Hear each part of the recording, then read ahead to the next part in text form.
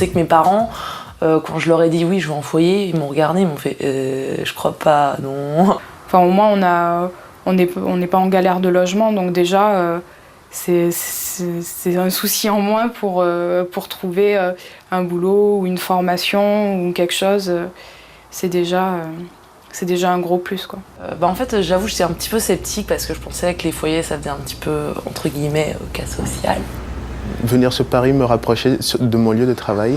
En effet, je mettais environ 2 heures pour aller travailler.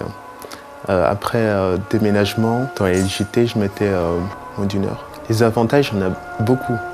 Pas cher, bien situé, surtout cette résidence. Et cette résidence est très conviviale et belle, avec un jardin dans Paris. C'est tip-top. On a des clichés de foyer. Alors il y a foyer, mais il y a foyer de jeunes travailleurs. C'est ça qu'il faut bien préciser, quoi. Et c'est tout à fait autre chose. C'est une insertion dans la vie active, quoi. Ça peut aussi aider à couper le cordon. Je pense que tout le monde en bénéficie. Quand je dis tout le monde, c'est évidemment les jeunes qu'on accueille. Je pense que quand ils sortent d'ici, ils sortent enrichis d'une certaine expérience. Mais je pense aussi que la société aussi en bénéficie. Nous ici, malgré les faibles ressources des résidents qu'on accueille, on a un taux d'impayé qui est inférieur à 1%. Donc je pense que ça ferait rêver tout bailleur social. Et c'est pas pour rien, c'est parce qu'il y a un travail qui est mené. On essaye de faire entrer le quartier, on essaye aussi d'orienter les résidents vers les installations du quartier. Ça nous permet quand même de rester sur Paris, proche de tout. Moi, ça m'a permis de prendre mon indépendance. C'est pas plus mal, on va dire.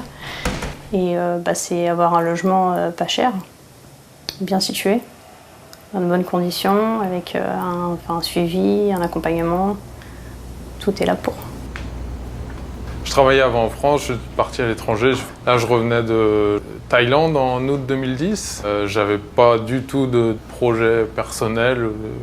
Je vois plus ça comme un tremplin, en fait, les FJT. Pour une transition vers un logement autonome, je trouve que c'est un bon compromis, quoi.